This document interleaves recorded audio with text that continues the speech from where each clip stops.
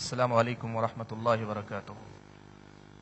الحمد للہ رب العالمین والصلاة والسلام علی اشرف الانبیاء والمرسلین وعلی آلہ واصحابہ اجمعین ومن تبعہم بإحسان الی یوم الدین، اما بعد فاعوذ باللہ من الشیطان الرجیم، بسم اللہ الرحمن الرحیم۔ اولم يروا ان الله يبسط الرزق لمن يشاء ويقدر ان في ذلك لآيات لقوم يؤمنون۔ وقال تبارك وتعالى اهم يقسمون رحمة ربك نحن قسمنا بينهم معيشتهم في الحياة الدنيا ورفعنا بعضهم فوق بعض درجات ليتخذ بعضهم بعضا سخريا ورحمة ربك خير مما يجمعون۔ محترم حضرات اور پردہ نشین خواتین اسلام، رمضان المبارک کے اس بابرکت مہینے میں اللہ تبارک و تعالی نے مجھ کو اور آپ کو اس مجلس میں اکٹھا ہونے کا موقع عطا فرمایا ہے، جو کہ حقیقت میں علم کے حاصل کرنے یا دین کے سیکھنے کا ایک موقع ہے۔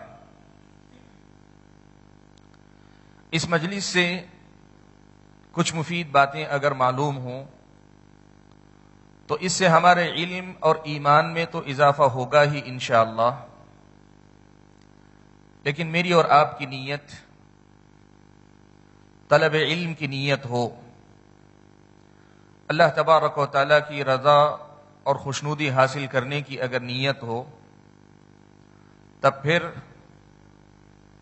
رمضان المبارک کے اس مہینے میں اس مجلس میں ہمارا حاضر ہونا یہ نفل عبادت کے باب میں داخل ہو جاتا ہے۔ اس طرح رمضان کے مہینے میں جو عبادتیں ہم کرتے رہے ہیں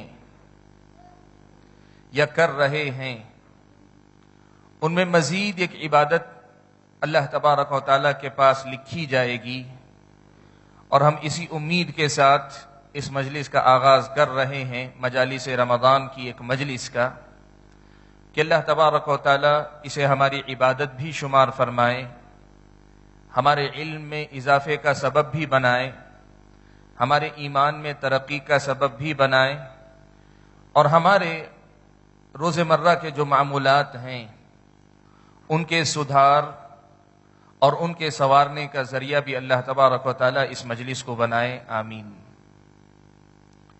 حاضرین گرامی، آج کی مجلس کا عنوان ہے رزق کی کنجیاں۔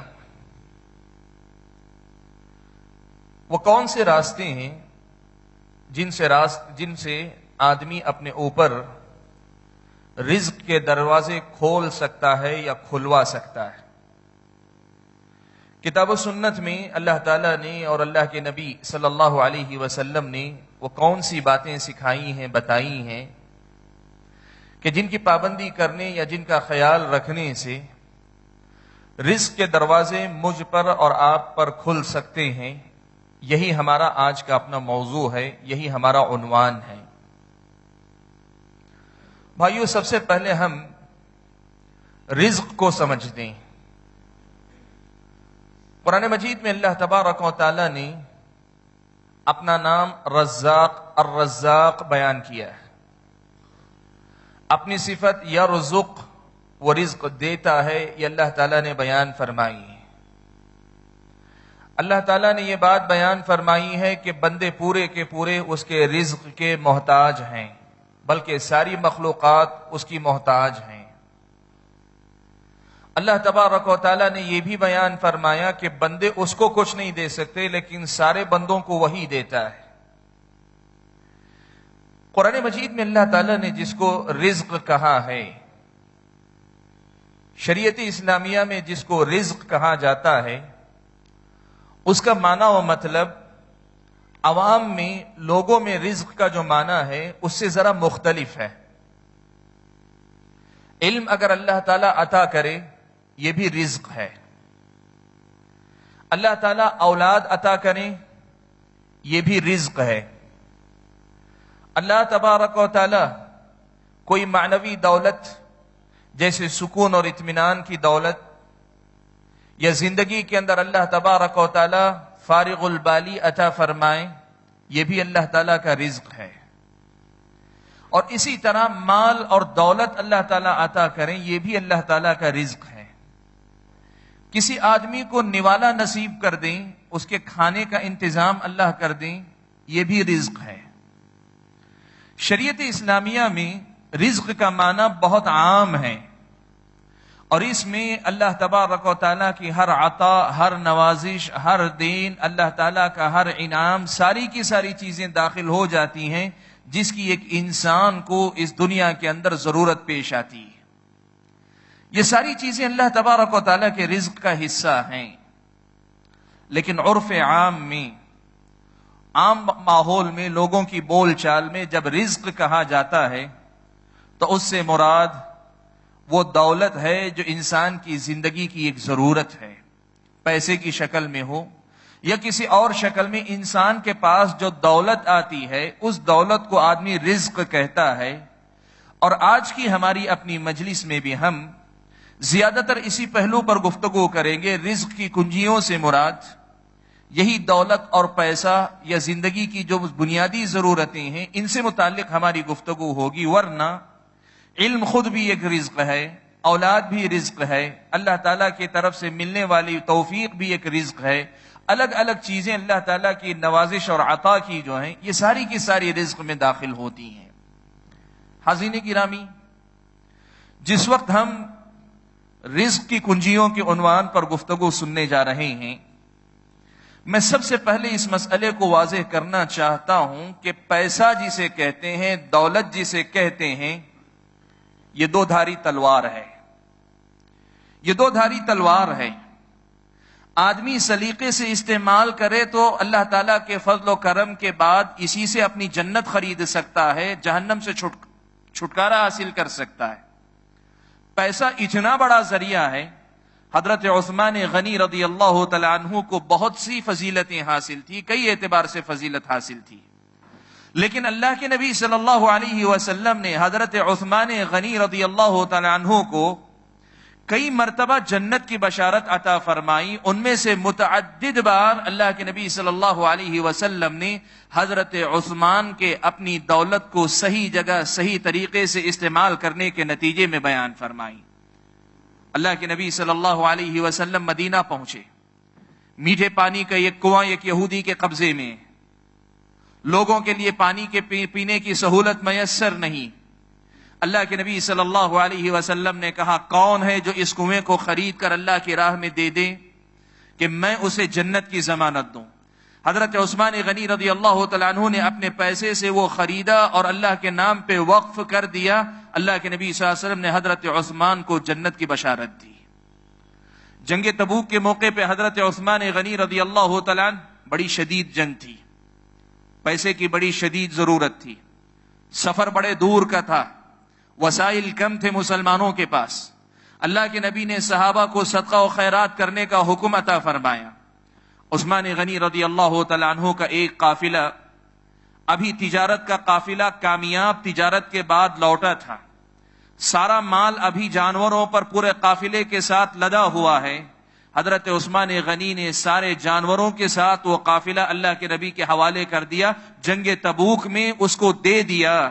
اللہ کے نبی صلی اللہ علیہ وسلم اتنا خوش ہوئے کہ آپ صلی اللہ علیہ وسلم نے فرمایا، کہا کہ آج کے بعد عثمان جو چاہے عمل کر لے، اس کا عمل اسے نقصان نہیں پہنچائے گا. اللہ کے نبی صلی اللہ علیہ وسلم نے جنت کی بشارت حضرت عثمان کو دی.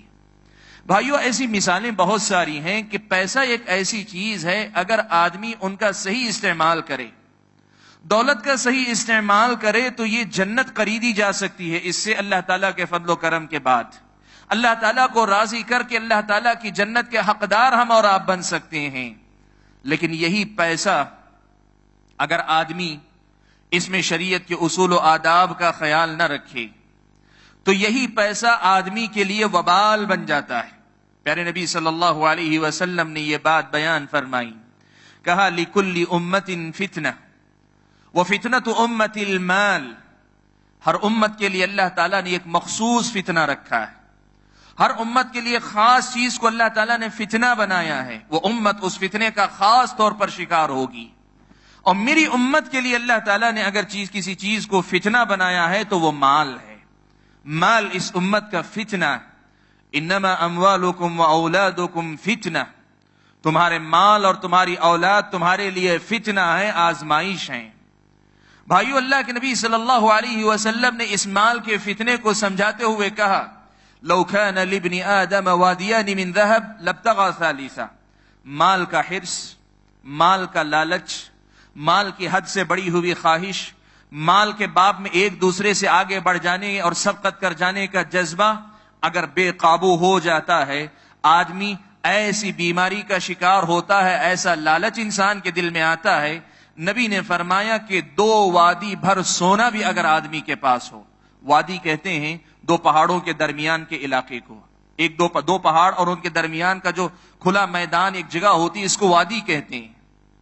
اللہ کے نبی نے کہا 2 وادی بھر بھی اگر سونا ہوگا، آدم کا بیٹا تیسری وادی کی تلاش میں نکلے گا۔ بھائیو، میں جو بات سب سے پہلے آپ کے سامنے رکھنا چاہتا ہوں وہ یہ کہ دولت یا پیسہ اللہ تبارک و تعالیٰ نے اسے انسان کی زندگی کی ضرورت بتایا ہے۔ اللہ تعالیٰ نے فرمایا وَلَا تُؤْتُوا السُّفَهَاءَ أَمْوَالَكُمُ الَّتِي جَعَلَ اللَّهُ لَكُمْ قِيَامًا، تم اپنے اس مال کو اپنے ناسمجھ لوگوں کے حوالے نہ کرو جس مال پر اللہ تعالیٰ نے تمہاری گزر بسر کا دار و مدار رکھا ہے، تمہاری ضرورتیں اس مال سے پوری ہوتی ہیں۔ اللہ تعالیٰ نے مال کی ضرورت کو واضح کیا، لیکن یہ حقیقت یاد رکھنے کی ہے کہ مال 2 دھاری تلوار ہے، آدمی سلیقے سے استعمال کرے یہ آدمی کے لیے رحمت ہے، آدمی اگر سلیقہ گوا بیٹھے یہی مال آدمی کے لیے زحمت ہے۔ مال کی اس فتنے سے اپنے آپ کو بچانے کے لیے، اپنے آپ کو مال کے فتنے سے بچانے کے لیے ضروری ہے کہ آدمی اسلامی شریعت نے مال سے متعلق جو ہدایات جاری کی ہیں ان کو بھی جانے، مال کمانے کے ساتھ ساتھ مال کے استعمال کرنے کا سلیقہ بھی آدمی شریعت اسلامیہ کی روشنی میں سیکھے۔ یہ سب سے پہلی بات تھی جو مجھے آپ حضرات کے سامنے رکھنی۔ دوسری بات جو اس مسئلے پر تنبیہ کے طور پر آپ کے سامنے رکھنی ہے وہ یہ، پیارے نبی صلی اللہ علیہ وسلم نے یہ بات بیان فرمائی ہے، صحیح بخاری و مسلم کی روایت، کہ جب بچہ ماں کے پیٹ میں 4 مہینے کا ہوتا ہے تو اللہ تبارک و تعالی ہر بندے کا رزق اس کے پیٹ میں ہی لکھ دیتے ہیں، طے کر دیتے ہیں۔ پیارے نبی صلی اللہ علیہ وسلم سے حضرت عبداللہ ابن مسعود رضی اللہ تعالیٰ عنہ نے یہ بات بیان فرمائی کہ 40 دن 3 مرحلے آدمی مکمل کرتا ہے اپنی ماں کے پیٹ میں ایک بچہ۔ اللہ کے نبی نے فرمایا کہ اللہ تعالیٰ پھر ایک فرشتے کو بھیجتے ہیں، وہ فرشتہ اس کے اندر روح پھونکتا ہے اور اس کے بعد فرشتے کو حکم دیا جاتا ہے کہ اس بندے سے متعلق کئی باتیں ابھی سے لکھ دو۔ ان میں سے ایک بات یہ بھی لکھی جاتی ہے وَرِزْقِهْ، بندے کا رزق بھی طے ہو جاتا ہے، بندے کا رزق بھی طے ہو جاتا ہے کہ اسے اس دنیا میں کتنا رزق ملنے والا ہے۔ اور یہ بات بیان کرنے کے بعد ایک دوسری حدیث میں جسے ابن ابی شیبہ نے اپنی مصنف کے اندر روایت کیا ہے اور دوسرے اہل علم نے بھی صحیح سند کے ساتھ روایت کیا، اللہ کے نبی صلی اللہ علیہ وسلم نے یہ بات بیان فرمائی، کہا کہ ان روح القدس قد نفث فی روعی ان نفسا لن تموت حتى تستکمل اجلها وتستوعب رزقها۔ اللہ کے نبی نے فرمایا کہ روح القدس یعنی حضرت جبرائیل علیہ السلام نے مجھے یہ وحی پہنچائی ہے، مجھ تک اس وحی کو پہنچایا ہے کہ یاد رکھو کوئی بھی نفس، کوئی بھی انسان اس وقت تک ہرگز نہیں مرے گا جب تک کہ وہ اپنی عمر پوری نہ کر لے اور جب تک کہ وہ اپنے حق میں لکھا گیا رزق پورا نہ حاصل کر لے۔ پیارے نبی صلی اللہ علیہ وسلم نے اس بات کو بیان کرنے کے بعد کہا فَأَجْمِلُوا فِي الطَّلَبِ، لوگوں اللہ تعالیٰ نے جو رزق لکھ دیا ہے وہ تو تم کو مل کر رہے گا، وہ رزق مل کر رہے گا، لہٰذا تمہیں کوشش جو کرنی ہے وہ رزق گھٹانے بڑھانے کی نہیں. اجملوا فی الطلب، وہ طے شدہ رزق ہی اسے حاصل کرنے کا صحیح طریقہ تمہیں اختیار کرنا ہے. رزق طلب کرنے کا بہتر سے بہتر طریقہ تم اختیار کرو. اللہ کے نبی صلی اللہ علیہ وسلم نے آگے فرمایا، اللہ کے نبی صلی اللہ علیہ وسلم کا وَلَا يَحْمِلَنَّ أَحَدَكُمْ اسْتِبْطَاءُ الرِّزْقِ أَن يَطْلُبَهُ بِمَعْصِيَةِ اللَّهِ. اگر کسی آدمی کو رزق جلدی نہیں مل رہا ہے، رزق ملنے میں تاخیر ہو رہی ہے، تو یہ تاخیر تمہیں اس پر آمادہ نہ کرے کہ تم اللہ تعالیٰ کی نافرمانی کے ذریعے رزق حاصل کرنے لگ جاؤ. جو رزق تمہیں اللہ تعالیٰ نے طے کیا وہ تمہیں مل کر رہے گا، اور تمہاری کوشش بس یہ ہو کہ صرف جائز ذریعے سے اسے حاصل کرو. جو رزق تمہارا ہے وہ تمہیں مل کر رہے گا. اگر کبھی رزق تم تک پہنچنے میں تاخیر ہو رہی ہے تو تم کبھی ایسی غلطی نہ کرنا کہ جو رزق تم تک پہنچنے والا ہے اسے غلط راستے سے تم حاصل کرو. سبحان اللہ. پیارے نبی صلی اللہ علیہ وسلم کی اس حدیث کی روشنی میں جو بات میں آپ کے سامنے رکھنا چاہتا ہوں وہ یہ ہے، بھائیو، رزق طے شدہ ہے. اللہ نے جو لکھا ہے اس میں گھٹنے بڑھنے کا کوئی سوال نہیں پیدا ہوتا. جو اللہ تعالیٰ نے رزق رکھا ہے بالآخر آپ کو اور مجھ کو وہ مل کر رہنا ہے. اب میرا اور آپ کا اصل میں امتحان یہ ہے کہ ہم میں سے کتنے لوگ ایسے ہیں جو اس رزق کو جائز راستے سے اپناتے ہیں اور کتنے ایسے ہیں جو ناجائز راستے سے اختیار کرتے ہیں. رزق ملے گا اللہ تعالیٰ ہی کا، کوئی اور دنیا میں دینے والا نہیں. ان اللہ هو الرزاق، اللہ تعالیٰ ہی رزق دینے والا ہے. اب بندے کا امتحان اس میں ہے کہ یہ رزق وہ جائز راستے سے حاصل کرتا ہے یا ناجائز راستے سے حاصل کرتا ہے. اور یہ زندگی کا امتحان ہے کہ اکثر ناجائز راستوں سے رزق زیادہ آتا ہوا بھی نظر آتا ہے، جلد ملتا ہوا بھی نظر آتا ہے، اور جائز راستوں میں اکثر آدمی کو آزمائشوں سے دوچار ہونا پڑتا ہے. لیکن جو حقیقت ہے وہ یہ طے شدہ ہے کہ جو رزق اللہ تعالیٰ نے طے کر دیا ہے وہ گھٹے گا بھی نہیں، بڑھے گا بھی نہیں. جو رزق آپ کا مقدر ہے وہی آپ کو ملے گا. لن تموت، کوئی نفس انتقال ہرگز نہیں کرے گا حتی تستوعب رزقہ، یہاں تک کہ اپنا رزق وہ پورا لے لے. حاضرین گرامی، یہ دوسری اہم بات ہے جو آپ کے سامنے رکھنا ہے، اور یہیں سے میرے اپنے موضوع سے تعلق جڑ جاتا ہے، اور وہ یہ ہے کہ اللہ تبارک و تعالیٰ نے وہ راستے ہمیں بتائے ہیں کہ کبھی رزق میں تاخیر ہو رہی ہے، کبھی رزق کم مل رہا ہے، ہماری ضرورت کے مطابق نہیں مل رہا ہے، تو وہ کون سے راستے ہیں جن کو اپنا کر ہم اپنے رزق میں اضافہ کر سکتے ہیں یا رزق کے دروازے کو اپنے آپ پر کھول سکتے ہیں. یہی وہ موضوع ہے جسے ہم اور آپ سننے جا رہے ہیں، اور مقصد بھی اس کا حقیقت میں یہی ہے. اس کا مقصد بھی اصل میں یہی ہے کہ جب رزق کی کنجیوں کی ہم بات کر رہے ہیں تو یہ پیغام دینا ہے کہ مقدر کا رزق حاصل کرو تو صحیح راستوں سے حاصل کرو. کبھی رزق میں تاخیر ہو رہی ہے یا بظاہر کمی نظر آ رہی ہے تو وہ کون سے راستے ہیں جہاں سے آپ اپنی اس مشکل کو دور کر سکتے ہیں، انہی کو اختیار کرو. ان کو چھوڑ کر حرام اور ناجائز راستوں کی طرف نہ